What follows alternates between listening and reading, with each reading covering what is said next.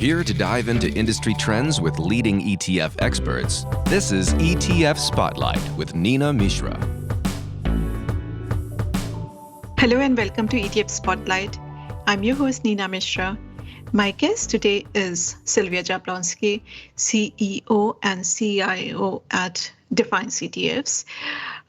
We are talking about the broader markets, which have been very, very volatile, and travel stocks in particular.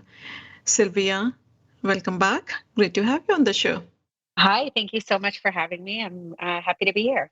So, stock market has been insanely volatile, and in general, stocks have continued to slide on concerns related to higher interest rates, inflation, and economic slowdown.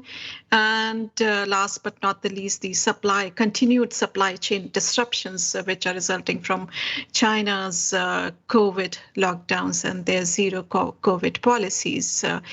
And there have been some days which are a total head scratcher, like last Thursday. So on Wednesday last week, the Fed announced a 50 basis points rate hike, but stocks rallied when Chair Powell said that a 75 basis point increase is not on the table at future meetings.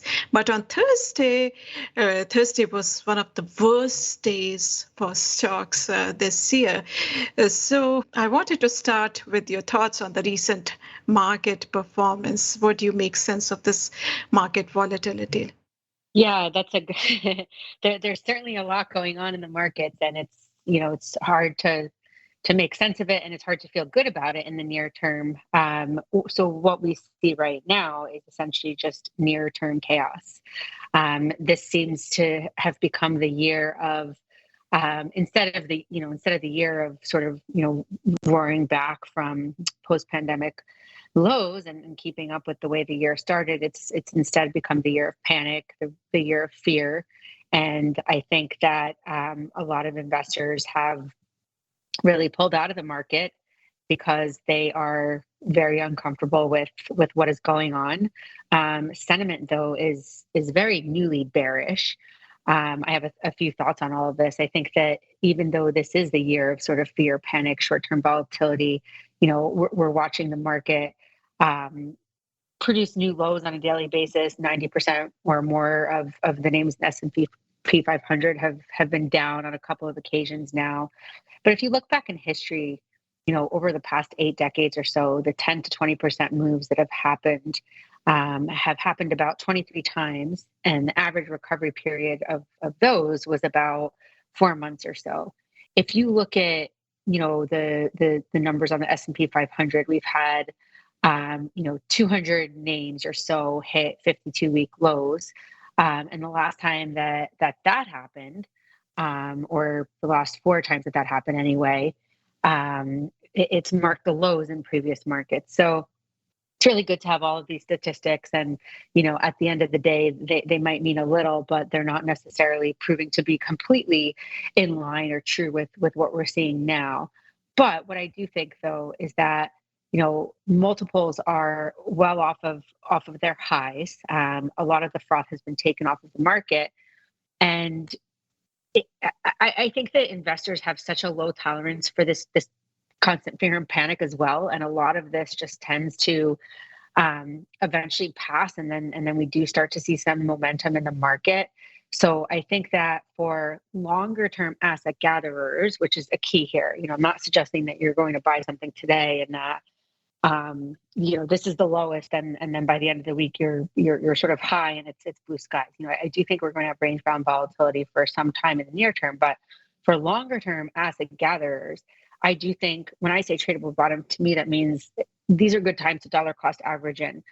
I've done it over the past couple of days, so my positions are lower. I'm not really worried about that, though, because I think that tomorrow and we, in the weeks to come and in the months to come, I'm going to have purchased these quality companies, that I liked, like Amazon, for example, and Apple, when they were close to 200 and over 3,000. And, I do think that this is a great bargain buying market. And sometimes you have to sort of train yourself and discipline yourself to understand that, bear markets are when you buy, right? Nobody feels good about it. I mean, nobody feels good at looking their account and just, see these 20 to 30% downswings and whatnot on stocks that they all may already own, but there are opportunities for the future. All great points. Now, you mentioned fear and panic. And I think one of the biggest worries, one of the biggest fears for investors is whether the Fed can manage a soft landing, because it remains to be seen whether the Fed will succeed in taming inflation without causing serious economic harm, because monetary policy is often described as a blunt instrument, which may not be capable of surgical precision, which is required to guide the economy into a soft landing. And further, in the current circumstances in particular, the monetary policy can fix only the demand side of the equation by raising rates. But supply side, they are totally out of anyone's control. These supply disruptions, which are resulting from the war and continued COVID lockdowns in China, they are expected to keep prices at elevated levels. At the same time, one of the biggest concerns for investors regarding recession is job losses. And this year in particular, the job market is very, very strong. So probably we will not see a lot of job losses. Hopefully we will not see a lot of job losses, because there's so many open positions and employers are struggling to find workers. So in general, what are your thoughts on the Fed's ability to manage a soft landing without causing too much harm to the economy? It's a great question, and it's, I think, a difficult question to answer because, the opinions on this are so varied. In my mind, it is so important that the Fed achieves. I don't know about I don't think a soft landing at this point is possible, right? They've sort of never done it before, and you can argue that there have been sort of some failures in terms of inflation and where we're at today because of some of that policy. But on the other hand, I think that the Federal Reserve is basically just really, really, really stuck. Inflation is an issue, as we saw. That last CPI read was 8.3%. So it's down, but it was sort of above estimates. And as we know, the Fed has to promote price stability. They have to sort of worry about inflation and bring it down. They have to think about maximum employment. And, the problem with all of that is that on top of that, you have supply chain issues, as you said, with COVID and factories being shut down. And geopolitical issues, which are also straining the market, and some of the food related cost issues with that. So the market is basically throwing a little bit of a temper tantrum. I think that the market is pricing in an absolute crash by the Fed. Higher rate hikes than will probably happen. And I think that you see it, right? I mean, the S&P 500 is down 18-19% year to date. NASDAQ like close to 30%. The housing market's going to have issues because of high mortgage rates, and all of these things I think impact the mentality of not only the investor and the institution in the stock market, but the end consumer. So there's this huge fear, I think, that we're going to go into stagflation and whatnot. But here's sort of my take on it. My sense is that there are some positive things too, right? We have the supply chain issues. Well, some of those will be resolved, and they will be resolved when global factories sort of reopen. Like, that's going to be a huge factor in all of this. I think if geopolitical issues subside, I don't know that they sort of will in the near term, but if you get good news around that, I think that that is also something that will impact the markets. Jobs, as you said, unemployment is near pre-pandemic lows, basically. So it doesn't feel like necessarily a recession is going to come if the Fed does 3 or 4 basis point hikes. However, I think that if they're too aggressive with their efforts, then they might end up actually slowing all of that down. They might slow down jobs. They might slow down the economy. So, I'm a little optimistic. I think that corporate balance sheets are strong. The consumer balance sheet is strong. And if the Fed really does pause after some time to give the market a breath, supply chains reopen, I mean, the market will start to rally again. The companies that are being, sort of smashed right now by these, pressures are quality companies. I mean, if you look at the balance sheets of Apple, Amazon, Google, Microsoft, it's just hard to argue that a few hikes, 50 bips or even 75 bips are really going to make a huge difference. It's just that the market is reacting so poorly to this that, if the Fed goes beyond that, then I think we have a risk of something else. Right. So you mentioned that this is a great time for long-term focused investors to get these high-quality companies at very attractive valuations. And it's very difficult to predict whether stocks have hit a bottom, but volatility is likely to continue. And we have seen this week, then, indexes tried to recover, but then they lose steam. The recovery loses steam.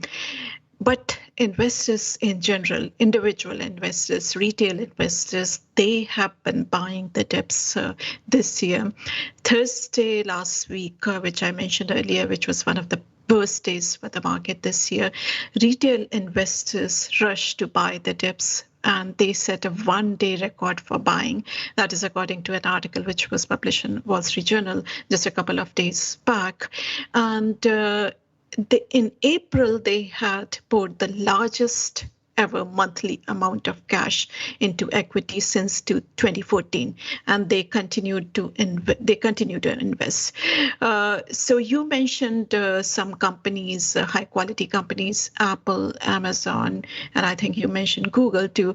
In particular, do you like technology, mega cap tech companies? Are there any particular areas of the market or companies that you like a lot in this kind of market environment?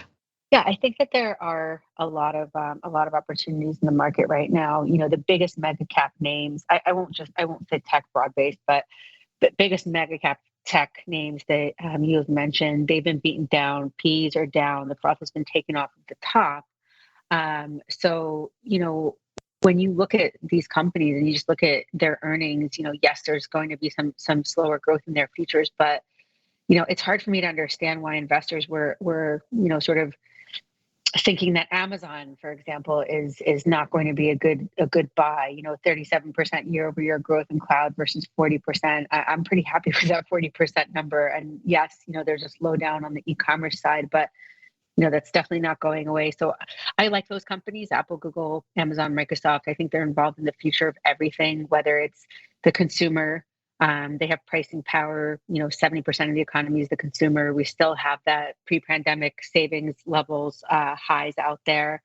Cloud and cybersecurity, they're part of Web3. They're part of 5G. They're part of electric vehicle growth, artificial intelligence, data centers. And I would throw in, NVIDIA and AMD. I mean, you won't have electric vehicles. You won't have, gaming and metaverse if it becomes, let's say, a real, sort of universe. I mean, none of these things are going to exist without semiconductors, right? So I just think that those are companies that are not going anywhere. They're in it for the long term. They have strong balance sheets. So, the rate hikes aren't going to really, set them back into any kind of recessionary growth. Like, yes, they'll slow down, but I think that they're solid companies to invest in at these levels.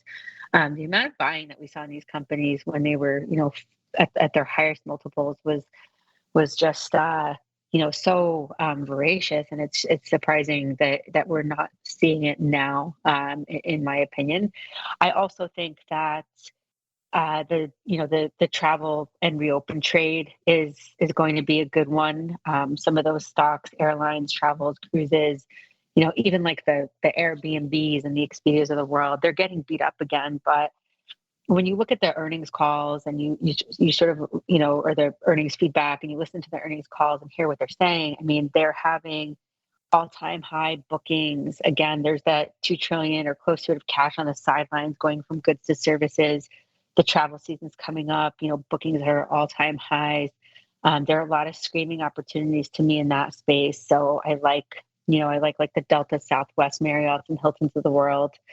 And I'm a believer in cryptocurrency. I'm a believer in blockchain technology. I think it's the way of the future, whether it's the next version of the internet or the way that we're going to, engage amongst ourselves in terms of currencies and decentralized finance. And I just think that seeing, Bitcoin from 65,000 to, 28,000 right now. I mean, I think that these are opportunities that were that are out there for anyone who was looking for an allocation to that space. But with all of that said, I don't sort of want to send a message that you're going to invest in all of these things because they're at their sort of lows, 52-week lows. That again, it's going to be smooth sailing. I fully expect short-term volatility, and I think that investors who are buying these asset classes, particularly crypto, certainly tech to some degree, you have to have the appetite and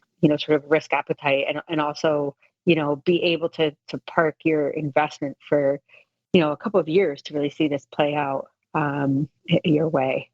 Right. So I totally agree with you on high quality companies like Apple. You mentioned Apple, Amazon, Microsoft, Google, Nvidia, and AMD in particular. All these companies have stable cash flows, very, very sound business models, excellent management, and very strong pricing power too. So yeah, absolutely.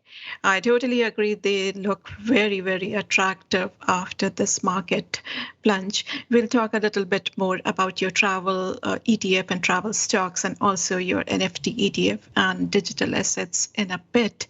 But I also wanted to talk to you about leverage and inverse ETFs because you are an expert in that area too. You work with Direction for a long time, and many investors are trying to play these swings. They use these inverse ETFs like trading tools, and many are also using these inverse and leverage ETFs as hedging tools to hedge the market volatility and the market downfall. So what would you tell these investors? How should they use inverse and leverage ETFs in the current market environment?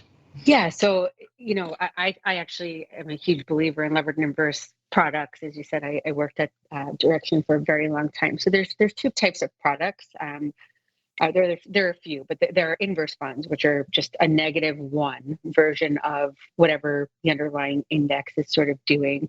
There are 2 beta funds and 3 beta funds. So with range-bound volatility, either the bull fund or the bear fund will, like over time, end up having a lot of decay, right, in range-bound volatile markets. So I think that very experienced traders, institutional traders that are, sort of staring at the screen all day long, and they're active traders, they're amazing, powerful tools for those types of, institutional professional traders to hedge their portfolio or to generate alpha on the downside. So for example, if they're looking for 3x short technology, they can use an ETF TECS, and they've been doing quite well over the last couple of days. But if you're the average sort of retail investor, in terms of those products, looking at the inverse product is probably a better decision, because if you're not sort of highly active and sort of professional in rebalancing your portfolio regularly, you'll benefit from the general downward slope of the particular index. Like, let's say it's 10. I mean, just sort of pick one now, I guess, but the inverse slope of the market. But with range-bound volatility, you'll sort of have less decay over a period of time if you plan on holding them. So I think, like, if I were a registered investment advisor right now, because hedge funds can write swaps, right? They can short anything. They're sort of very comfortable with stock loan with options, and they can sort of do whatever they want. But with registered investment advisors and family offices, these tools really democratize that same ability for them to hedge out their portfolios. So if they have, 5% cash on hand and, given inflation, like you're locking in massive losses with that. And maybe it's not significant enough to like sort of put back into the market for longer term views. If you want if you want to sort of generate alpha in the short term, I mean, it's really great to look at some of those bear funds for opportunities there. But just keep in mind, range bound volatility is bad for the products. Trend is your friend with these, right? So if the market just keeps trending down and you believe that they do super well, you'll earn more than 3x the performance of the index. But if it's sideways, you might end up, sort of gaining or losing depending on the level of volatility and the end direction. That's helpful. And remember, trend is your friend. That's great. Yes. So now let's talk about travel stocks, airlines, hotels, cruise operators. And we know that after 2 years of mostly staying put, now Americans are ready to spend on travel. And in fact, I was on vacation last week. Airports were packed, flights were full. Hotels and restaurants were very, very busy. And we have seen that leisure and hospitality sector is one of the biggest job gainers in the most recent jobs report. And airline stocks, when they reported results earlier this month, they said that travel demand is so strong that they have been able to offset these surging jet fuel costs through higher fares. And then if I look at air tickets for summer, they are insanely priced right now. And also, airline travel is one of the fastest growing components in the recent CPI reports. And airline stocks also benefited when the mask mandate was lifted. And in addition to airlines, we have heard similar things from, CEOs of hotels and booking websites, Marriott, Airbnb, Booking Holdings, Trivago. These CEOs, they told investors during the recent conference calls that business is booming again. The summer is expected to be the busiest travel season since the start of the pandemic. And because consumers are flush with cash, they are willing to spend on airfares or hotels or cruises. So talk to us about the outlook for the travel industry. Yeah, and I had a similar experience to yours in terms of travel recently, and also in terms of booking airline tickets for the summer. They were just ridiculously expensive, and they seem to be increasing by the minute. But the flight itself was also very full. So I just think that the insight into that industry, particularly again going back to what I mentioned before, like when you listen to Delta's earnings call and Southwest and some of the hotels. I mean, one thing that they're all saying is that bookings are either at all-time highs or they're pretty close to what they were pre-pandemic. For some, for Delta, I think they saw more bookings in the month of March for future travel than they've seen in decades. Business travel's picking up again. I saw some stats out from the U.S. Travel Association, and some of those stats were that 6 in 10 Americans are planning at least one trip, despite the prices of higher gases and higher airline tickets. 35% of people plan to travel more than they did last summer. 2/3 of travelers are saying that they plan to use a hotel, a cruise line, or an airline, and I mean, these are big numbers, right? So if and COVID is down, as you said, the mask mandate has been lifted. I think when you get that mask mandate lifted globally, internationally, I think that'll put a bump on that. But I just think that again, it's a consumer has a whole lot of cash in pocket, and provided that like again, this wasn't really a great inflation read, right? Inflation continues to be very high, but provided that it continues going down and the consumer has a sense of, I don't sort of have to take away from my food, my basic expenses and whatnot, they'll still take those trips that they plan on taking. And I just think that this is a sector that's been, massively beaten up, and that revenge travel trade just hasn't happened yet. And now's the time. I think now's the time that it's going to happen. So these industries, travel industry in particular, they have a lot of concerns right now. And for the travel industry, rising fuel prices, airlines and cruises in particular, rising fuel prices is one of the biggest concerns.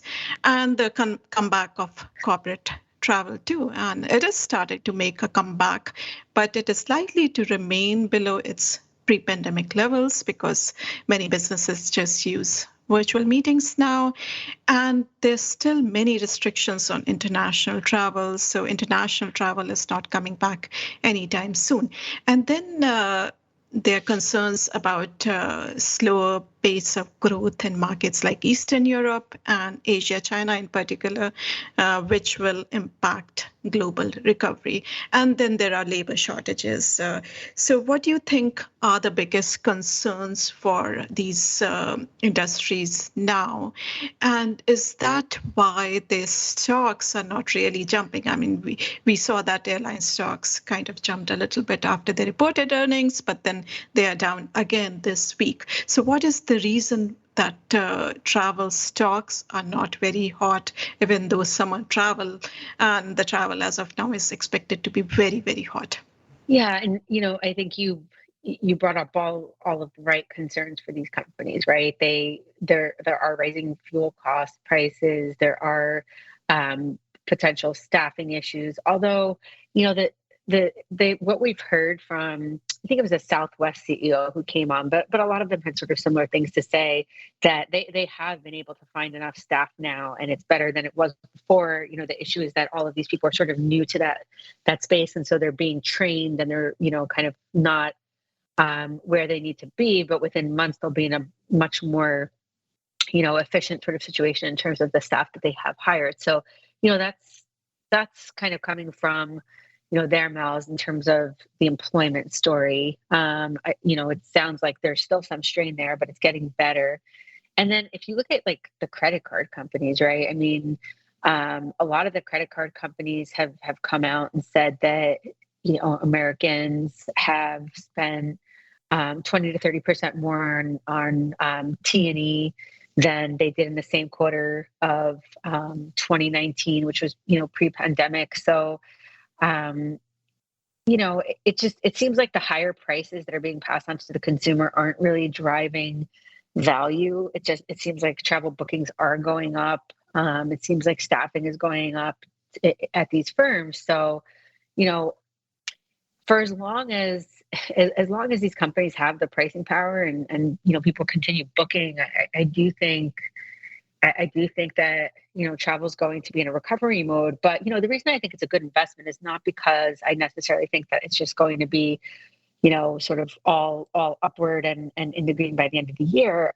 I think it's because of some of the reasons you mentioned, right? So I think we're on the right path here in America in particular, right? We talked about that 20% spending growth, that bookings growth and whatnot. But, to your point, I mean, business travel is also in recovery mode. I get it that Zoom is a great alternative, or WebEx or Skype or whatever we do, but there's a such thing as Zoom fatigue, right? I mean, I can tell you that I've had some face-to-face meetings Totally agree. recently, and like just even the way that, you sort of almost become desensitized to the way that you communicate on Zoom. I mean, just meeting these people in person, we got so much more done, and there was so much more just genuine enthusiasm about projects and things we were working on than there were on the Zoom calls that we had about those same exact, projects. I do think that is something that will inspire business trips. I don't think it's going to be at the same level, because I do agree with you. I think there's this fundamental shift in the way we live now. So, maybe we won't all be in an airport once a week, perhaps like we used to be in our industry, but we're still going to be out there seeing clients and efficiently traveling. And I think that what will be made up is also that, that new flexibility that workers have now, right? You don't have to work in a particular place too. So you'll see people move, you'll see the uptake of people traveling more personally, that perhaps will make up for some of that business travel that's lost. So I don't know, but I do think that, in terms of, I don't know how it all turns out in the world with the readoption of travel versus Zoom, but my sense is that there's a big runway here for airlines and hotels and casinos as compared to where we are today. So that's why I like it. I mean, that's my sense there. So let's talk about your ETF now, the travel ETF. It is the Defiance Hotel, Airline, and CRUZ ETF with a great ticker symbol, CRUZ, CRUZ. And this is a relatively new ETF, less than a year old, and so relatively small too, just about 43 million in assets. So tell us about this ETF, the investment strategy, and what it currently holds. Yeah, sure. So it's the thesis that we just spoke about, right? COVID has just kept us in our homes, away from family, away from business trips, and there's just been this massive wane in travel, experience, and $9 trillion global travel and tourism industry was just brought to its knees. So we actually really liked some of the ETFs that were already out there in the space, and we thought to ourselves, there seems to be one thing missing. There isn't an ETF that has kind of just that specific travel reopen, which is just hotel, airline, and cruise ETFs. So what our ETF does is it gives retail and institutional traders exposure to companies that we believe have solid growth potential in the hotel, airline, and cruise index space. So it's a rule-based weighted index of companies that are engaged in that sort of area of the market, and it's global. So it's covering you have names like Marriott, Hilton, Norwegian Cruise Lines, Carnival, Delta, Ryanair, intercontinental hotels and things like that. So you're really getting that global travel reopen trade with this ETF. And it's really interesting because out of all of our ETFs, like lately, in terms of we don't see it on the NAV side, meaning like the AUM is down because the prices of the stocks are so much lower. But we've seen very steady interest in terms of shares outstanding creates coming into that ETF over the past couple of weeks. Like it's just been, it's hard to say it's the most popular when you have a market like this and you don't see real significant numbers of growth. But in terms of the trading volume, we've seen quite a lot. So we think that other investors believe this as well. Great. Now, I also wanted to talk briefly about your NFT ETF because I think it's a very interesting ETF. This is the first NFT ETF. It's called Defiance Digital Revolution ETF. Ticker symbol again is great, NFTZ.